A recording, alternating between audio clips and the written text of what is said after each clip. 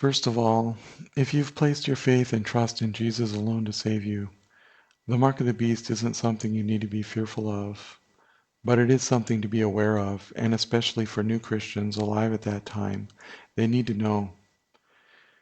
There are some people now that downplay it and say if you're a Christian at that time, it will simply be a non-issue and you won't take it. I guess implying if you take it, you weren't really a Christian. Mm. Perhaps they see it as fear-mongering to remember the warning, but it is serious. Non-believers alive at that time should also be warned not to take the mark of the beast. Do you think God loves them less?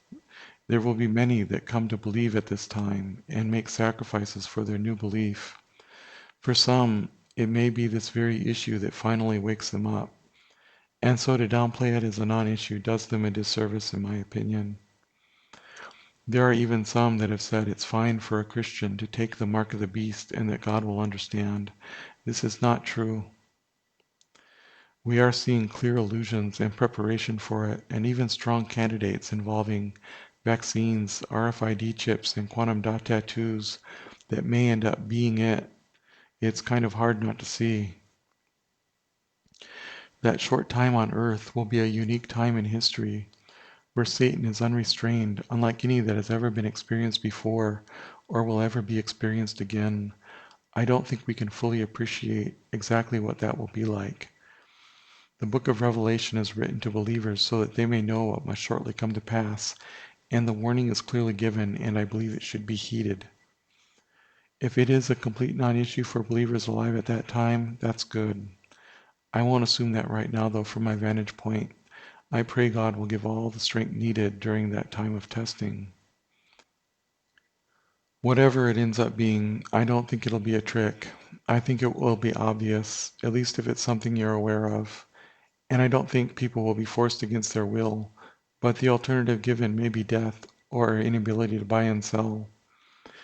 Even if you're a non-Christian living during this time, I'd warn you, if you see something like this, don't take it. Give yourself a chance, because it's nothing good. I find it interesting that in the beginning, Adam and Eve were given an instruction of one thing they couldn't do, and they did it, and the expected happened.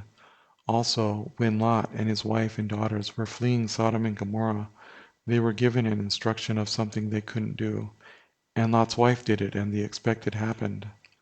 And during the end, once again, there's an instruction of one thing you can't do, and if people do it, once again, the expected will happen.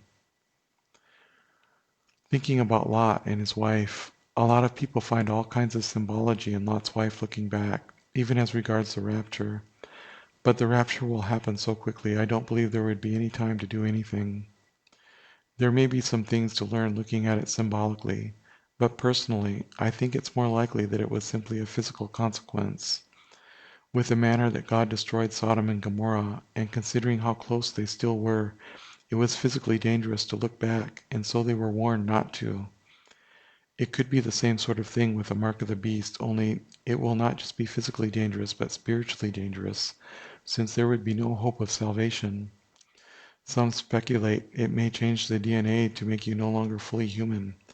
I don't know, but whatever the case, the warning should be taken seriously.